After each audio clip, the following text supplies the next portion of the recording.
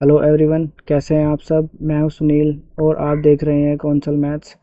दोस्तों, आज की वीडियो में हम शुरू करने वाले हैं सीटेट 2016 का प्रीवियस ईयर क्वेश्चन पेपर। और इस वीडियो में हम ईवीएस के 15 महत्वपूर्ण प्रश्नों को लेंगे। ये पेपर आपका हुआ था 18 सितंबर 2016 में। तो चलिए देखते हैं पहला प्रश्न। नीचे दिए गए जीवों के समूह में से किन की दृष्टि श्रेष्ठ होती है तथा वे मनुष्यों की तुलना में 4 गुना अधिक दूरी की वस्तुओं को देख सकते हैं। तो दोस्तों, ऑप्शन नंबर डी इसमें हमारा करेक्ट आंसर है। चील, गरुड़, गिद्ध। आपको पता है कि इनकी जो देखने की क्षमता होती है वो 4 गुना अधिक होती है। तो ऑप्शन नंबर डी इसमें हमारा करेक्ट आंसर हो जाएगा। अगला प्रश्न है हमारे पास। नीचे दिए गए खेती करने के विवरण को पढ़िए और इस ढंग की पहचान कीजिए। एक फसल को काटने के पश्चात खेत को कुछ वर्षों के लिए खाली छोड़ दिया जाता है। उसमें कुछ भी नहीं उगाया जाता। इस भूमि में बांस या अन्य खरपतवार जो भी उग जाता है उन्हें उखाड़ा नहीं जाता, काटकर जला दिया जाता है। यह राख भूमि को उर्वर बनाती है। जब यह भूमि खेती के लिए तैयार हो जाती है तो तब उसे हल्का सा खोदा जाता है। भूमि को जोता नहीं जाता और उस पर बीज छिड़क दिए जाते हैं। तो ये बताना है कि ये किस तरह की खेती होती है। ये ऑप्शन है हमारे पास। सिंचाई खेती, सहकारी खेती, झूम खेती या सीढ़ीनुमा खेती। दोस्तों, ऑप्शन नंबर सी इसमें हमारा करेक्ट आंसर है, झूम खेती। अगला प्रश्न है हमारे पास। जब कोई सपेरा अपने वाद्य यंत्र यानी बीन को बजाता है तो सांप उसकी ध्वनि पर अपने सिर को इधर उधर घुमाता है। आपके विचार से सांप वाद्य यंत्र के प्रति अनुक्रिया कैसे कर रहा है। तो ऑप्शन है हमारे पास। उस वाद्य यंत्र की गति को देखकर, उस वाद्य यंत्र द्वारा उत्पन्न कंपनों के प्रति अनुक्रिया करके, उस वाद्य यंत्र को सूंघकर, उस वाद्य यंत्र की ध्वनि को सुनकर। तो दोस्तों, ऑप्शन नंबर बी इसमें हमारा करेक्ट आंसर हो जाएगा। सांप क्या करता है, जो बीन होती है उससे जो कंपन उत्पन्न होते हैं उसके ऊपर अनुक्रिया करता है। तो ऑप्शन नंबर बी इसमें हमारा करेक्ट आंसर है, उस वाद्य यंत्र द्वारा उत्पन्न कंपनों के प्रति अनुक्रिया करके। अगला प्रश्न है हमारे पास। परिवार एक इकाई होता है जिसमें माँ, पिता और उनके 2 बच्चे होते हैं। तो यह कथन, ये बताना है सत्य है या असत्य है। तो यह कथन सत्य है क्योंकि सभी भारतीय परिवार इसी प्रकार के होते हैं।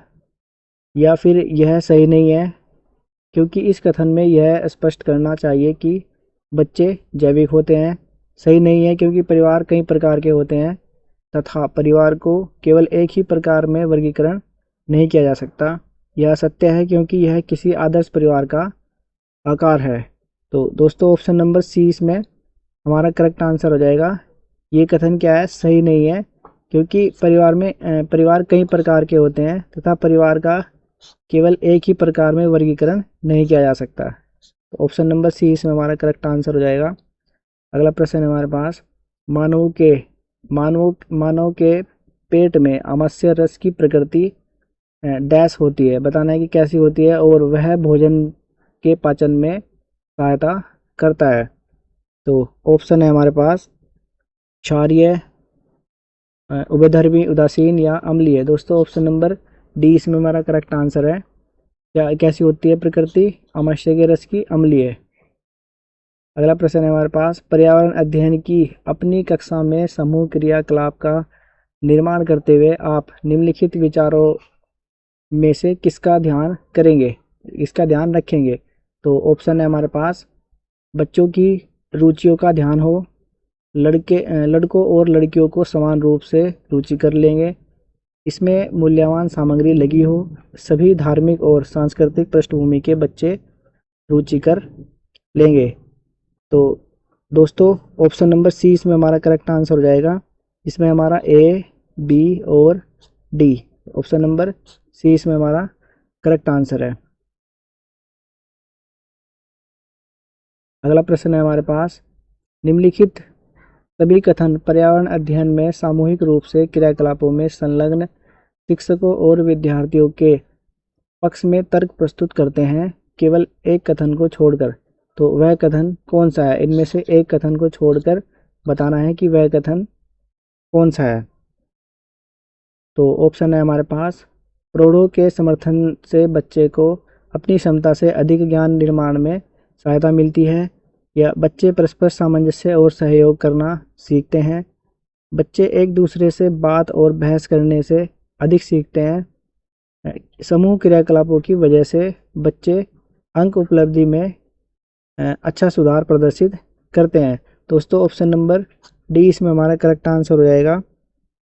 क्या इसमें समूह की बात हो रही है, समूह के क्रियाकलापों की बात हो रही है, इसलिए ऑप्शन नंबर डी हमारा इसमें करेक्ट आंसर है। अगला प्रश्न है हमारे पास, समूह कार्य से पर्यावरण अध्ययन कर रहे बच्चों की सामाजिक व्यक्तिक विशेषताओं के आकलन के लिए निम्नलिखित में से कौन सा उपकरण सर्वाधिक उपयुक्त होगा?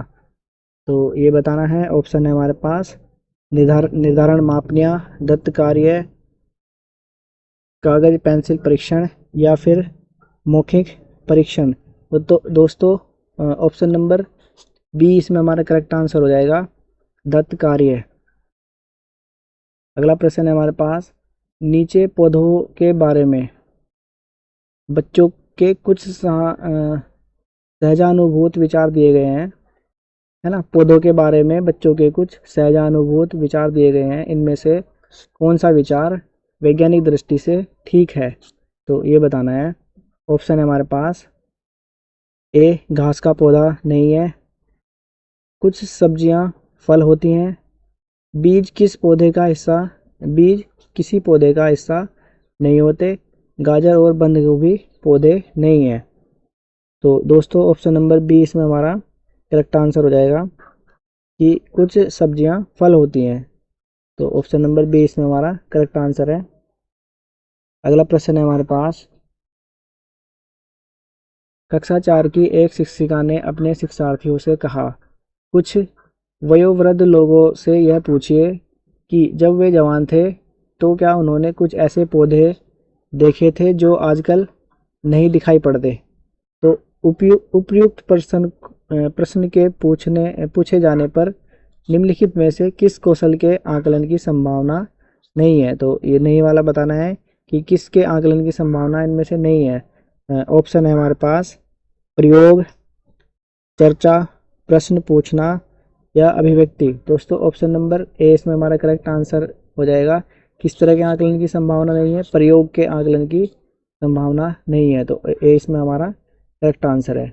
अगला प्रश्न है हमारे पास, एक शिक्षक प्रत्येक बच्चे को अपने घरों की रद्दी सामग्री से कुछ उपयोगी वस्तु बनाने को कहता है, शिक्षक का शैक्षिक अभिप्राय नहीं है। तो ये नहीं वाला बताना है इसमें भी कि शिक्षक का शैक्षिक अभिप्राय इनमें से कौन सा नहीं है, वो बताना है। ऑप्शन है हमारे पास, बच्चों को पुनश्चक्रण, पुनः प्रयोग और रूपांतरण को समझने देना, कूड़े से बनी श्रेष्ठ वस्तुओं की प्रदर्शनी आयोजित करना, कक्षा के श्रेष्ठ विद्यार्थी के बारे में निर्णय करना, बच्चों में सृजनशीलता का विकास करना। तो दोस्तों ऑप्शन नंबर सी इसमें हमारा करेक्ट आंसर हो जाएगा, कक्षा के श्रेष्ठ विद्यार्थी के बारे में निर्णय करना। अगला प्रश्न है हमारे पास, निम्नलिखित प्रश्नों को पढ़िए। मैंने क्रियाकलाप की योजना अच्छी बनाई, मैंने क्रियाकलाप का अनुसरण कितना अच्छा किया, मेरी शक्तियाँ क्या थी, मुझे सचमुच कठिन क्या लगा।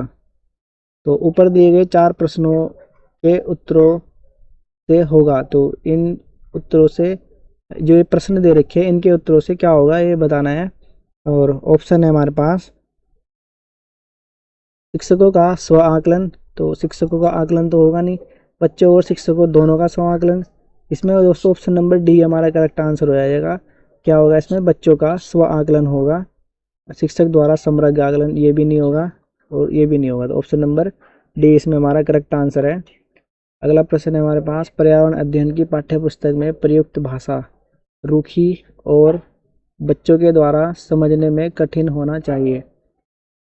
रूखी और बच्चों के द्वारा समझने में कठिन होनी चाहिए, परिभाषाओं पर बल देते हुए औपचारिक बनाई जानी चाहिए, तकनीकी और औपचारिक होनी चाहिए, बच्चों की दिन प्रतिदिन की भाषा से संबद्ध होनी चाहिए। तो दोस्तों ऑप्शन नंबर डी इसमें हमारा करेक्ट आंसर हो जाएगा, बच्चों की दिन प्रतिदिन की भाषा से संबद्ध होनी चाहिए।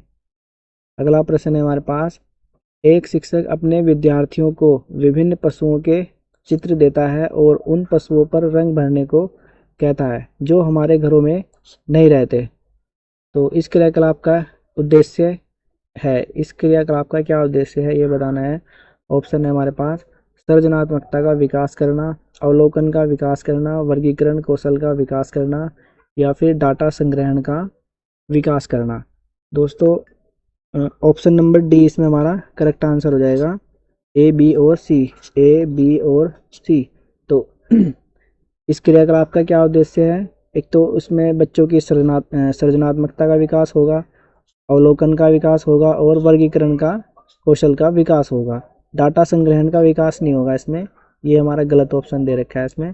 तो इसलिए ऑप्शन नंबर डी हमारा करेक्ट आंसर हो जाएगा, ए बी और सी। तो दोस्तों इस वीडियो में हमने ईवीएस के 15 महत्वपूर्ण प्रश्नों को हल किया है। अगर आपको वीडियो अच्छी लगी है तो शेयर कीजिएगा अपने दोस्तों के साथ और सब्सक्राइब कीजिएगा हमारे चैनल को।